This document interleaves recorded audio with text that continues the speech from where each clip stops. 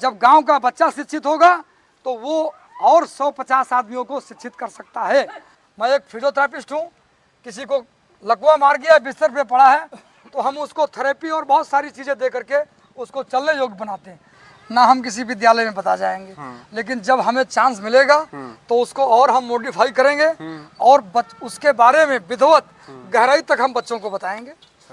बहुत से बुजुर्ग हमारे जो 80 साल 70 साल के हैं, जिनके पास 50-50 लाख की ज़मीनें हैं यहाँ, लेकिन उनकी इच्छा है कि मैं एक बार हरिद्वार में जाके दर्शन कराऊं, या जहाँ भी उनको जाने की लोकल श्रद्धा है कि मैं दर्शन कराऊं, गंगा स्नान कराऊं, उस मंदिर में जाऊं, लेकिन उनके पास कोई सहयोग करने वाला नहीं है कि उनकी मदद कर दे।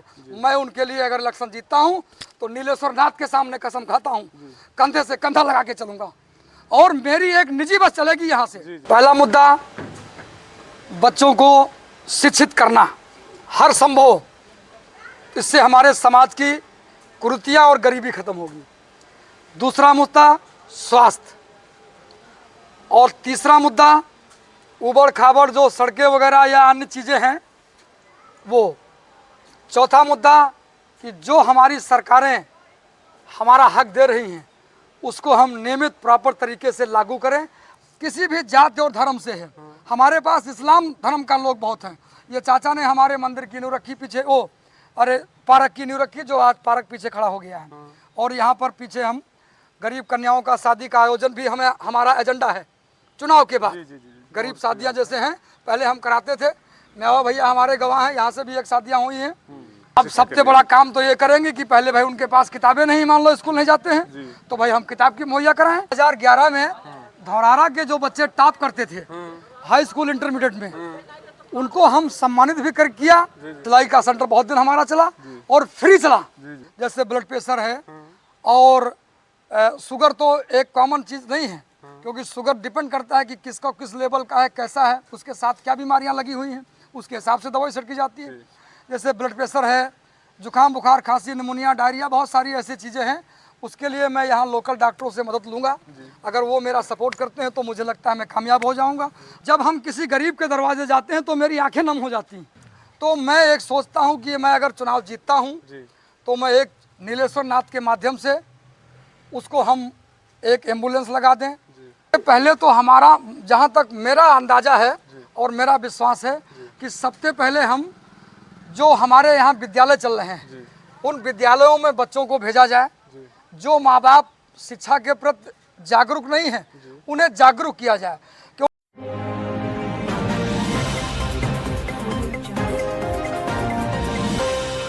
नमस्कार दर्शकों, आप देख रहे हैं निष्पक्ष धारा और लखीमपुर खीरी दस्तक। मैं विकास खंड रमिया बेहड़ के ग्राम पंचायत भटपुरवा में आया हुआ हूं और आज हमारे साथ में हैं डॉक्टर संजय सिंह, जो रमिया बेहड़ वार्ड नंबर 5 से ज़िला पंचायत के उम्मीदवार होने वाले हैं। और आज हम जानना चाहेंगे कि डॉक्टर साहब को ऐसा क्या ख्याल आया है कि आप डॉक्टर लाइन से राजनीति में प्रवेश कर रहे हैं। तो सबसे पहले हम डॉक्टर साहब का अपने चैनल पे स्वागत करते हैं। डॉक्टर साहब, अपना संक्षिप्त परिचय बता दीजिए। मेरा नाम डॉक्टर संजय सिंह है और मैं दिल्ली में प्रैक्टिस करता हूं। और इस ग्राम सभा से हमें ज़्यादा लगाव है। मैं ग्राम सभा रायपुर का मूल निवासी हूं, लेकिन यहाँ पर हमारे दादाजी की मामा जी थे, तो उनको कुछ ज़मीन यहाँ मिली थी, तो पिताजी हमारे उसको बहुत दिन से देख रेख करते आ रहे हैं। चाचा जी ऐसे है ना। तो अब पिताजी की हमारे उम्र करीब 70 और 75 के आसपास है।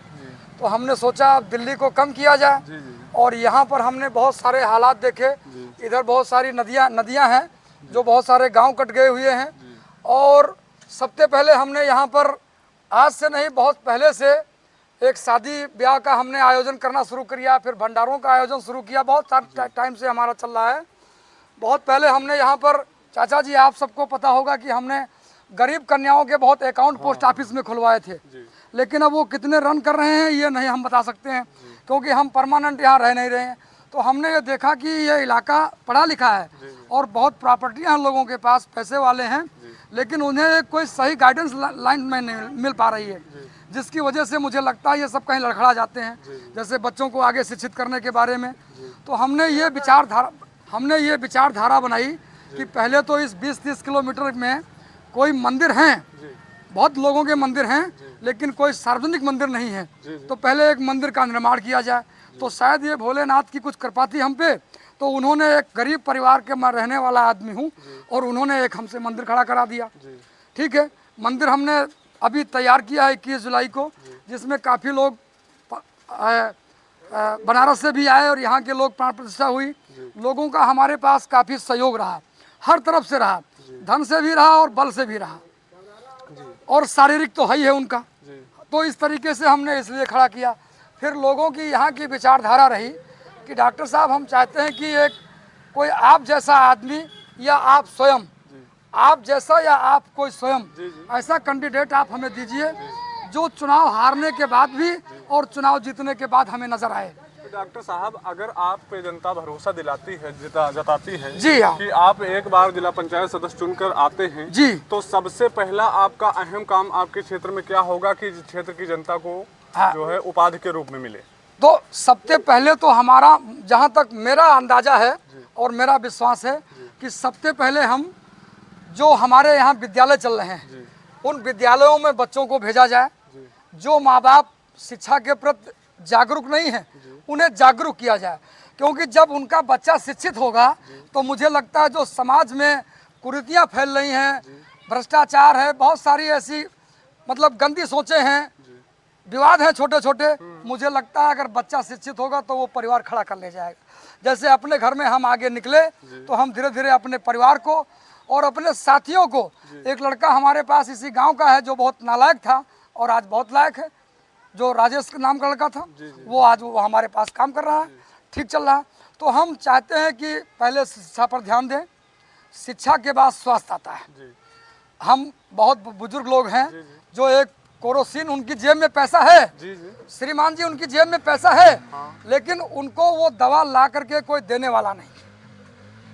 तो मैं एक सोचता हूँ कि मैं अगर चुनाव जीतता हूँ तो मैं एक नीलेश्वर नाथ के माध्यम से उसको हम एक एम्बुलेंस लगा दें, अपनी स्थिति के हिसाब से, लोगों के सहयोग के हिसाब से, प्रेम भाव के हिसाब से, समस्याओं के हिसाब से महीने में 1 बार 2 बार 3 बार बाज़ारों में, गाँव में हम एक दवाई का वितरण का कार्यक्रम शुरू करें, जिसमें छोटी समस्याओं की दवा होगी, जैसे ब्लड प्रेशर है, और शुगर तो एक कॉमन चीज़ नहीं है, क्योंकि शुगर डिपेंड करता है कि किसका किस लेवल का है, कैसा है, उसके साथ क्या बीमारियां लगी हुई हैं, उसके हिसाब से दवाई छिड़की जाती है। जैसे ब्लड प्रेशर है, जुकाम बुखार, खांसी, निमोनिया, डायरिया, बहुत सारी ऐसी चीज़ें हैं। उसके लिए मैं यहाँ लोकल डॉक्टरों से मदद लूँगा। अगर वो मेरा सपोर्ट करते हैं तो मुझे लगता है मैं कामयाब हो जाऊँगा, और जनता हमारे साथ है, हमारे सब भाई साथ हैं। और इस कार्यक्रम को आगे बढ़ाने वाले और कोऑर्डिनेट करने वाले हमारे परम आदरणीय पंडित जी श्री अनुराग शुक्ला जी हैं, जो इस मंदिर के संचालक हैं। सेवा पूजा पाठ और बहुत सारे इस पंडित जी के माध्यम से बहुत लोगों का समाधान हो रहा है।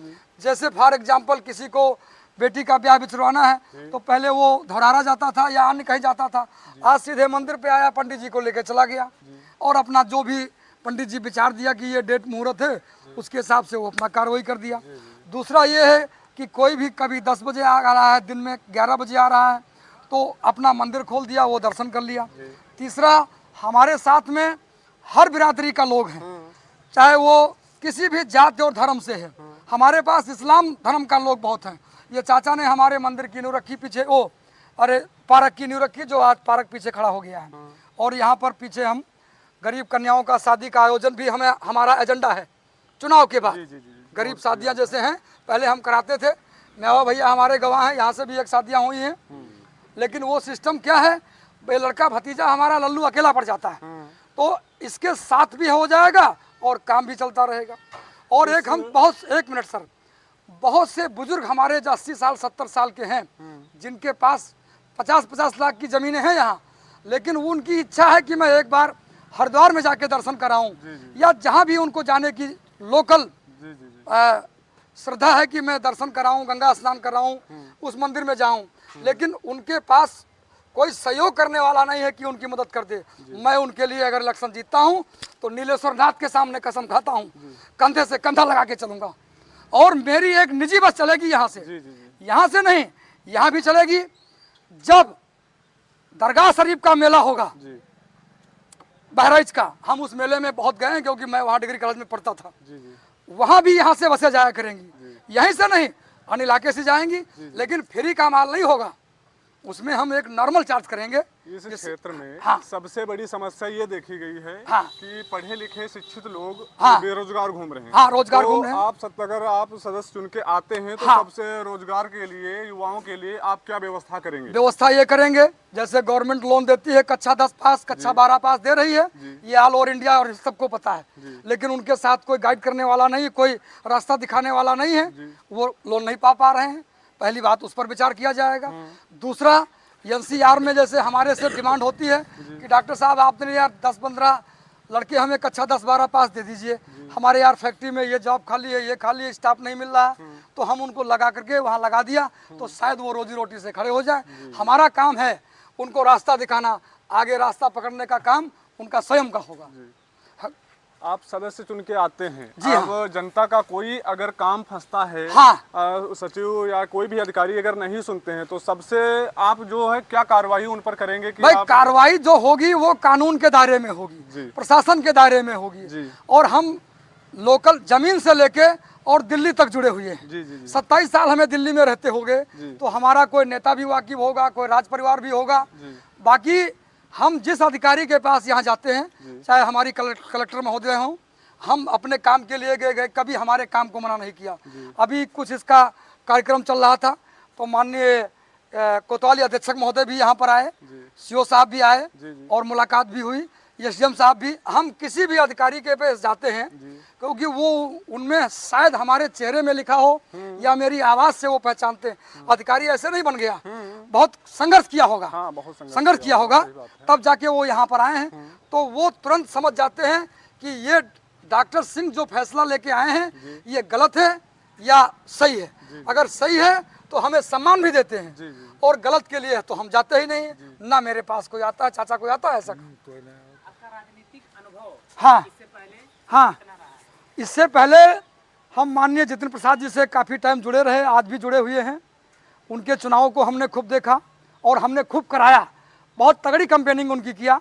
माननीय यशपाल चौधरी जी, हमारे ताऊ जी स्वर्गीय यशपाल चौधरी जी आज हमारे बीच नहीं हैं, उन्होंने हमें एक स्टार प्रचारक के रूप में अपने इलेक्शन में उतारा और हमने उनका चुनाव प्रचार किया।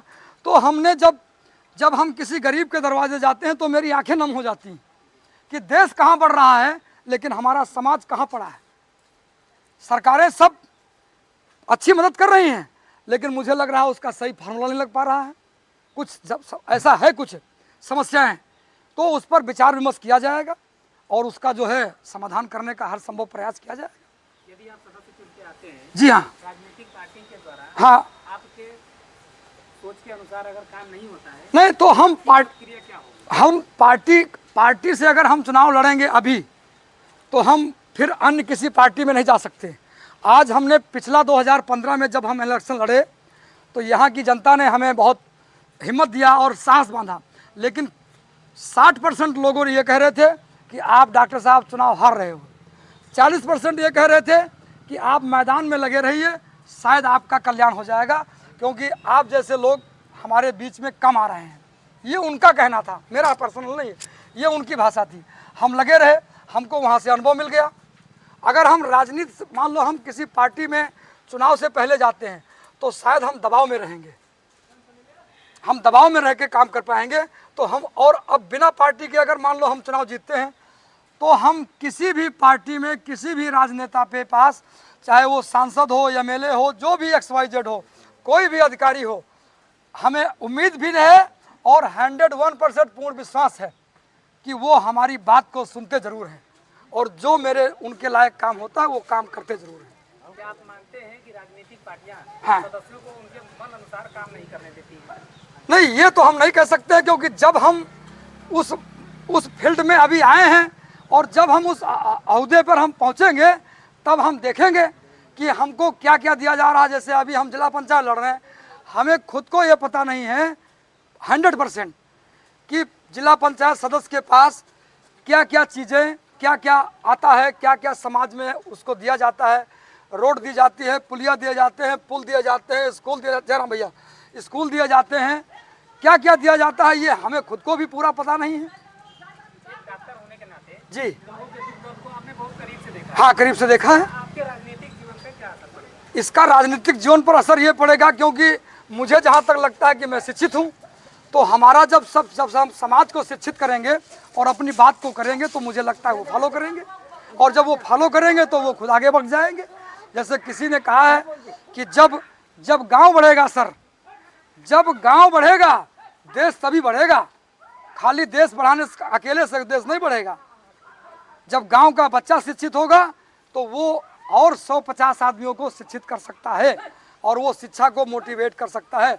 अच्छे अच्छे टीचर विद्यालय में आ रहे हैं, लेकिन बच्चे ही गायब हैं, तो मास्टर क्या स्कूलों दीवालों को पढ़ाएं, उनके माँ बाप को गाइड किया जाए कि आप जिंदगी भर से नौकरी मजदूरी मेहनत कर रहे हो, आप बच्चे को पढ़ा दोगे तो शायद कंप्यूटर चलाने लगेगा।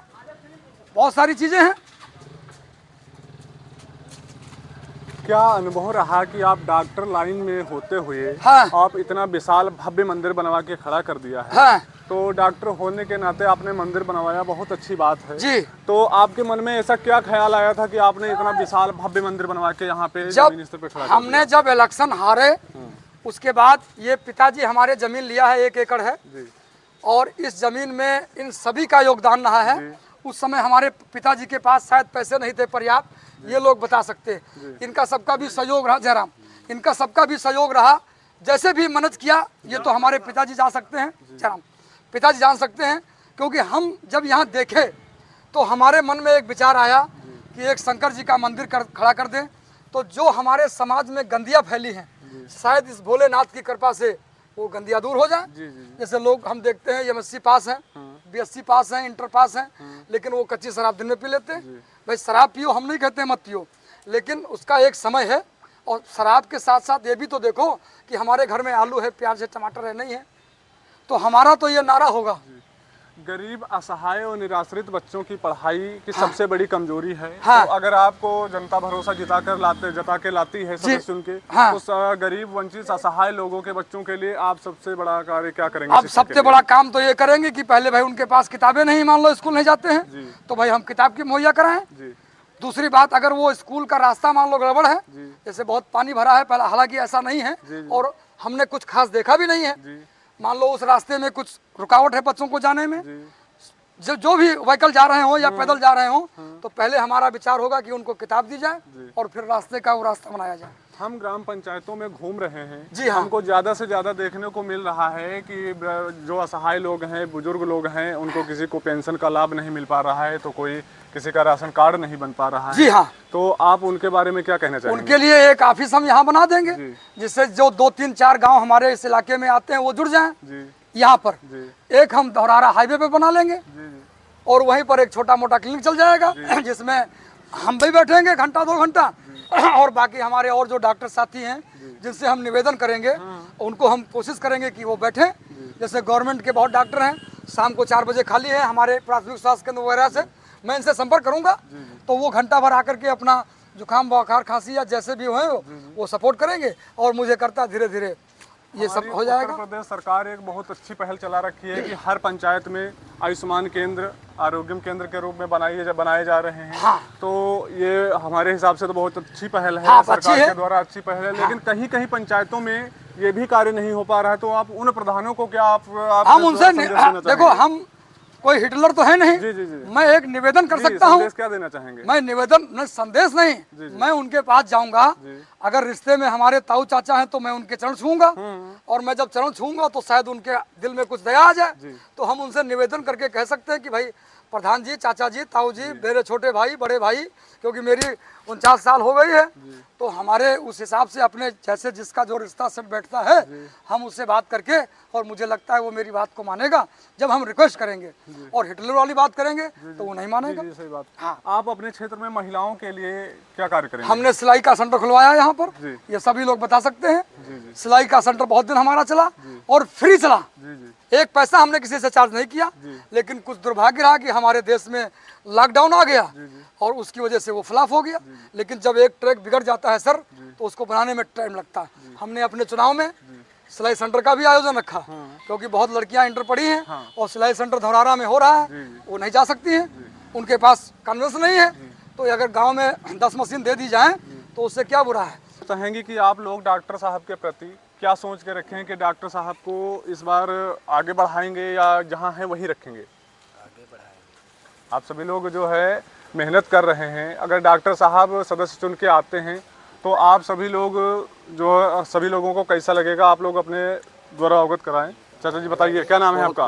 मलिक सिंह जी सुजानपुर। जी। डॉक्टर साहब कैसे आदमी हैं? बहुत अच्छे आदमी हैं और हम देख रहे हैं जितने प्रत्याशी लड़ रहे हैं हाँ। हमसे सबसे पढ़े लिखे योग्य आदमी हैं।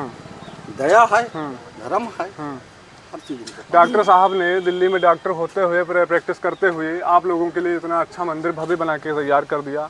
आप लोग डॉक्टर साहब को क्या आसर बड़ा देंगे? धन्यवाद दे रहे हैं, बड़ी खुशी की बात है कि आप लोग इतनी दूर हरिद्वार और बहुत दूर दूर तक जो है यात्रा करके जाते हैं दर्शन करने के लिए। अब तो डॉक्टर साहब ने आप लोगों को उपहार के रूप में मंदिर बना के दे दिया। तो आप लोग डॉक्टर साहब के लिए किस प्रकार से मेहनत करेंगे कि जनता को जागरूक करेंगे कि डॉक्टर साहब चुन के आ जाएं? बराबर मेहनत की जाए, दिल तोड़ी मेहनत की जाए, डॉक्टर साहब कामयाब बनावा जाए। भोलेनाथ चाहिए तो विजय हुई डॉक्टर साहब की। और डॉक्टर साहब हम लोगों के बीच में बिल्कुल खड़े रही, पीछे हटना नहीं। चाचा क्या नाम है आपका? चाचा जी, डॉक्टर साहब जो है जिला पंचायत सदस्य उम्मीदवार के रूप में आ रहे हैं, तो डॉक्टर साहब आप लोगों के प्रति इतने दिन से ज़मीनी स्तर से लगे हुए हैं, तो डॉक्टर साहब के प्रति आप क्या कहना चाहेंगे? डॉक्टर साहब तो इस बार सदस्य चुन के आया, आप इनको जिता के लाएंगे या जैसे हैं वैसे? हाँ, अच्छी बात है। और हमारे यहाँ जो है ज़्यादा से ज़्यादा क्षेत्र में देखा जा रहा है कि महिलाएं बहुत जो है अशिक्षित हैं, तो महिलाओं के रूप में डॉक्टर साहब ने सिलाई सेंटर खुलवा रखा है, बहुत अच्छी बात है। अब हम जानना चाहेंगे कि हर पंचायत में डिजिटल लाइब्रेरी विद्यालय में लगा हुआ है। इस क्षेत्र में बहुत सारे ऐसे विद्यालय होंगे जिसमें डिजिटल लाइब्रेरी लगी होगी। बहुत सारे लोग बाहर बच्चे भेज देते हैं पढ़ने के, गरीब बच्चे जो है स्कूल में पढ़ते हैं। तो डॉक्टर साहब क्या डिजिटल लाइब्रेरी में जो बच्चे इधर उधर छोटे छोटे बच्चे जाते हैं, डिजिटल लाइब्रेरी का क्या प्रभाव पड़ रहा है बच्चों पे? अभी तो हमको उसके बारे में गहराई तक पता नहीं, ना हम किसी विद्यालय में बता जाएंगे। लेकिन जब हमें चांस मिलेगा तो उसको और हम मॉडिफाई करेंगे और उसके बारे में विधिवत गहराई तक हम बच्चों को बताएंगे और उनको उत्साहित करेंगे। और हमने बहुत 2011 में धौरारा के जो बच्चे टॉप करते थे हाई स्कूल इंटरमीडिएट में, उनको हम सम्मानित भी किया। ये न्यू हमने रखा। और इस ग्राम सभा में और अन्य ग्राम सभा में पूछ लो, 15 अगस्त और 26 जनवरी पर हर घर पे तिरंगा होता था। अब नहीं, 10 साल पहले से होता था। हमने पीछे हॉल बना दिया है, इसमें गरीब कन्याओं का शादी का आयोजन होगा। लोग लखीमपुर जाते हैं, अन्य जाते हैं, तो वहाँ किराया भाड़ा लगता है, यहीं पर वो कार्यक्रम हो जाएगा। शादी ब्याह मुंडन पार्क, बुढ़े लोग बैठे हैं, बुजुर्ग लोग बैठे हैं, यहाँ पर अपना एंजॉय करें। और हमने ये करवाया, कुछ बच्चों की डिग्री कॉलेज तक का हमने फीस दिया। बीबीएल सेंटर कॉलेज हमारे, हम वहीं से पढ़े और वहीं हमको कभी कभी इन कार्यक्रमों के लिए बुलाया जाता है। अभी बाबा साहब अम्बेडकर का कार्यक्रम चल रहा था, इसका मैं चीफ गेस्ट था। वो पार्क की जगह निकाली गई है, उसमें हर साल हम आते हैं बाबा साहब अम्बेडकर पे। और जो भी है, हमारा पहला सवाल होता है कि शिक्षा और स्वास्थ्य। यदि आप चुन करके आते हैं जी, अगले 5 साल बाद हाँ, आप रम्या बिहार को कैसा देखना चाहते हैं? हम वो सौंदर्यीकरण करेंगे कि इतिहास के हर पन्ने में हमारा क्षेत्र लिख जाएगा कि काम हुआ है। तो देखिए आप, हम नहीं, हमारा काम बोलेगा। छोटा छोटा आंसर दीजिएगा। आपका 5 सबसे बड़े मुद्दे हाँ, बता दीजिए। 5 सबसे बड़े मुद्दे एक लाइन में। पहला मुद्दा, बच्चों को शिक्षित करना हर संभव, इससे हमारे समाज की कुरीतियां और गरीबी खत्म होगी। दूसरा मुद्दा स्वास्थ्य। और तीसरा मुद्दा उबड़ खाबड़ जो सड़कें वगैरह या अन्य चीज़ें हैं वो। चौथा मुद्दा कि जो हमारी सरकारें हमारा हक दे रही हैं उसको हम नियमित प्रॉपर तरीके से लागू करें। अभी वो लागू हो रही या नहीं रही उसके बारे में हमें ज्ञान नहीं।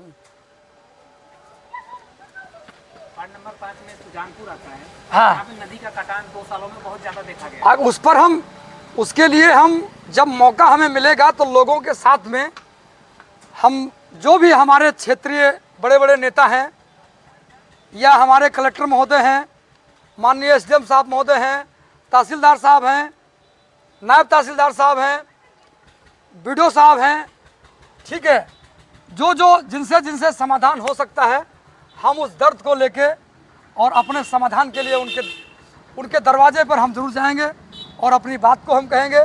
मुझे लगता है वो अगर ठीक से अधिकारी को समझा दिया जाए तो वो पूरी बात को 100% एक्यूरेट मानता है। जी सर। हाँ, क्यों नहीं जा पाएंगे? आज डॉक्टर हर्षवर्धन दिल्ली में बच्चों के डॉक्टर थे, भाजपा सरकार में मंत्री रहे स्वास्थ्य और कई बार विधायक रहे। क्या उन्होंने नर्सिंग होम अस्पताल बंद कर दिया, खेत जाना बंद कर दिया? डॉक्टर AK वालिया कांग्रेस के जो जमुना पार को चमका दिया है और 4 बार शायद विधायक रहे वो डॉक्टर साहब, 4 बार रहे, मंत्री रहे कांग्रेस में। क्या उसको क्या क्लिनिक उन्होंने बंद कर दिया? तो डॉक्टरी पेशा हमारा तो ये है कि मुर्दों में जान डालना। मैं एक फिजियोथेरेपिस्ट हूँ, किसी को लकवा मार गया, बिस्तर पे पड़ा है, तो हम उसको थेरेपी और बहुत सारी चीज़ें दे करके उसको चलने योग्य बनाते हैं, यानी नई जिंदगी हम उसको देते हैं। डॉक्टर उसको दवाइयों से बचा दिया, हम उसको थेरेपी दे करके चलने फिरने योग्य जो उसका रूटीन वर्क है, एक्यूपेशन जो है, हम उसको लायक बना दिया। जैसे फॉर एग्जांपल फिजियोथेरेपिस्ट का रोल क्या होता है कि अगर एक फौजी जंग करते हुए टांग उसकी कट गई है, चोट लग गई है, डैमेज हो गई है, तो हमारा ये कर्तव्य होता है, हमारा ये पढ़ाई होती है, हमारा ये प्रोफेशन होता है कि हम उसको उसी लायक करें कि कुछ दिन के बाद वो दोबारा से हिंदुस्तान की रक्षा के लिए मैदान में आ जाए।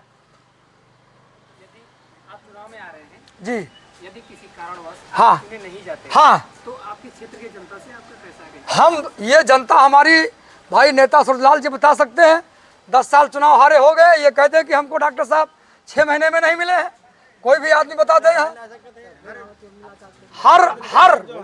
हर 15 दिन के बाद इनका आवागमन हुआ करता है और बराबर सबसे मिलते हैं। और इनकी सबसे बड़ी खासियत क्या है आप लोगों के नज़र में? जी, इनकी सबसे बड़ी अच्छाई क्या है आप लोगों की नज़र में? इनकी यह हम अच्छाई कहाँ तक का गिनाई, तो गिनाने योग्य नहीं, बहुत अच्छाइयाँ। फिर भी कोई 2-3 ऐसी अच्छाइयाँ गिना दीजिए ताकि दर्शक लोग देखें तो वहाँ लगे उनको कि डॉक्टर साहब की अच्छाइयाँ हैं। बंद करा दे, आवाज आ रही यहाँ पर है। आते हैं और अपना जनता दरबार लगाते हैं, जो जिस योग का होता है उससे उस योग से बात करते हैं, उसका काम धाम देखते हैं।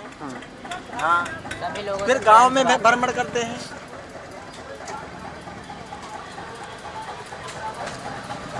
कितने मिनट को हो? डॉक्टर साहब, आपने शिक्षा पे बहुत ही बात किया।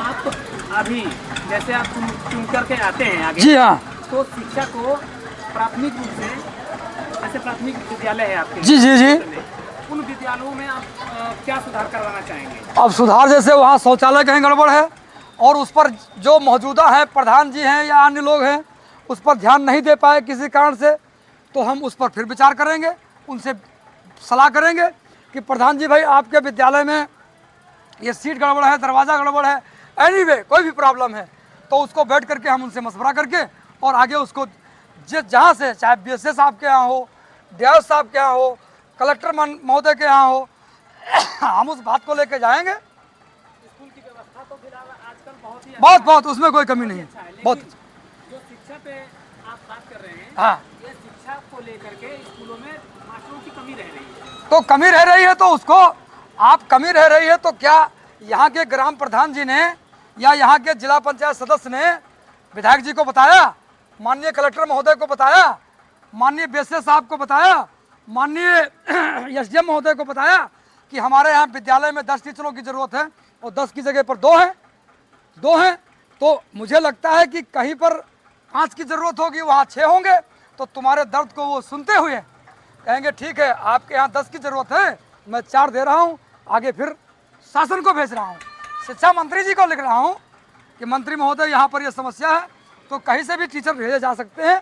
और अगर नहीं भेजे जा सकते हैं तो मुझे लगता है कि एक कोई पढ़ा लिखा आदमी जैसे हमारे भाई सूरजलाल जी हैं या इनका बेटा अगर कोई MSc पढ़ा है, BSc पढ़ा है, MA पढ़ा है, कुल मिलाकर के वो जो विद्यालय चल रहा है जितने तक अगर वो बच्चा उसमें पढ़ाने योग्य है तो उसको टेम्परेरी बेस पे कुछ दिन के लिए रखा जा सकता है, रखा जा सकता है। मेरा सवाल यही था डॉक्टर साहब, हाँ कि जैसे मान लीजिए कि 8 तक का क्लास चल रहा है, जी हाँ, 6, 7, 8 3 क्लास चल रहा है। जी ठीक है। उसमें यदि 100 भी बच्चे हैं, हाँ एक टीचर 100 बच्चों को 3 क्लास को हाँ। अलग अलग सब्जेक्ट नहीं पढ़ा सकता। ठीक है। लेकिन यही कमी रह रही है, जो शिक्षा पीछे रह रहा है। यदि आम पब्लिक पूछ रही है, जी। तो लोग कहते हैं कि भर्ती नहीं हो रही है, हम क्या करें? इस पर आप क्या कहना चाहेंगे? नहीं, भर्ती नहीं हो रही है तो ये तो हमारी स्टेट गवर्नमेंट को देखना है कि भर्ती क्यों नहीं है। अब उनका जो भी सिस्टम होगा वो उसी हिसाब से तो चलेगा। अब हमारे कहने से तो भर्ती हो नहीं जाएगी, क्योंकि हम इतने बड़े राजनेता तो हैं नहीं। लेकिन अपने व्यक्तिगत स्तर से आप व्यक्तिगत स्तर से टीचर को आप रख सकते हैं, पढ़ा सकते हैं आप, लेकिन ये नहीं है कि सड़क से हम ले आए।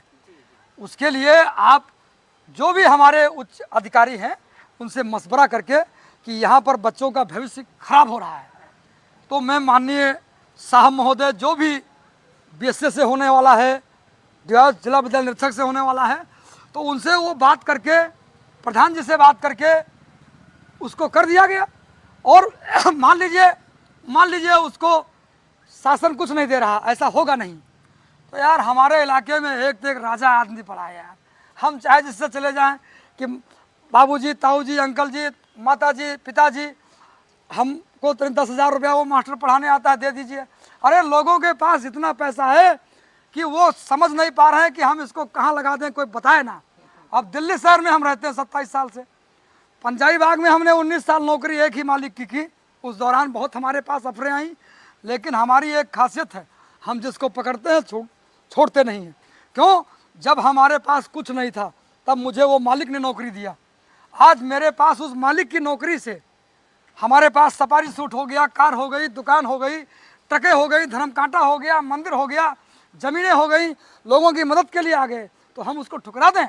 हम किसी से भी कह सकते हैं कि ताऊ जी, अंकल जी, बाबू जी, अपनी स्टेट ईसानगर से कह सकते हैं, एसडीएम साहब के पास जाके कह सकते हैं कि चाचा जी आप एक दान के रूप में, सहयोग के रूप में, माननीय एसडीएम साहब आप 10,000 रुपये इस महीना दे दीजिए, और नहीं होगा तो भोलेनाथ खुद हमसे करवा देंगे। हमारे चैनल के माध्यम से जी अपने क्षेत्र के लोगों से अपने लिए समर्थन किस प्रकार से आप मांगें? हम तो समर्थन मांग रहे हैं, लोगों से मिल रहे हैं। लोग हमें कह रहे हैं कि vote for doctor Sanjay Singh, ठीक है, लेकिन अभी तो ना तो सीट का कुछ कंफर्म हुआ है सर, कौन सी सीट रहेगी, किस कैटेगरी की रहेगी वो भी नहीं है। हम इसलिए जा रहे हैं समाज में कि जो मेरा 2015 का वोटर था उसका दिल मायूस ना हो। मैं चुनाव हारूं या जीतूं, मेरी ये जिम्मेदारी है कि हमने उसकी चाय पिया है, उस चाय को और उसकी नमक की रोटी को हम जाके अदा करें। हम चुनाव हार जाएं कोई बात नहीं, हम जैसे 10 साल हम बराबर जाते रहे क्षेत्र में, कहीं भी आप सर्वे उठा लीजिए, और इस क्षेत्र में नहीं, और भी बहुत पूरे विधानसभा भी है, लोकसभा भी है, हम सभी के चुनाव में जाते रहे, लोगों से मिलते रहे, लेकिन हम हारने के बाद भी हम जैसे मिल रहे थे वैसे ही मिलते आएंगे, रुकावट कहीं नहीं रहेगी। जब मोहम्मद गौरी 17 बार हार सकता है, उसके बाद उसकी विजय हो सकती है, तो डॉक्टर संजय सिंह की तो अभी 49 साल की उम्र है यार। अरे 55 में साला चुनाव जीत जाएंगे, और नहीं अगर हम जीतते हैं तो हमारी भगवान ने दो बेटियां जुड़वा दिया हुआ है, उसमें कोई तैयार कर देंगे, बेटा तैयार हो रहा कर देंगे।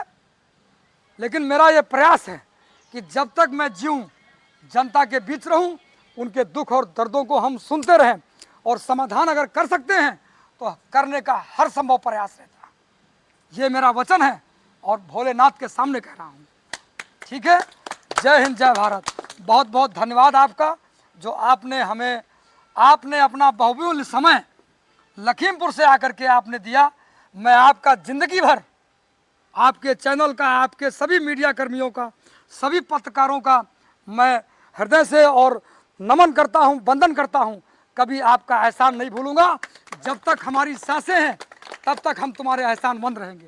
आपने अपना समय दिया, मैं आपका आभार व्यक्त करता हूं। पंचायत रमिया बेहड़ वार्ड नंबर 5 से जिला पंचायत के भावी उम्मीदवार, और इन्होंने हमारे चैनल के माध्यम से अपनी बात को साझा किया। सभी लोग अपने क्षेत्र की छोटी से छोटी बड़ी खबरें देखने के लिए हमारे चैनल को लाइक, सब्सक्राइब करते रहिए।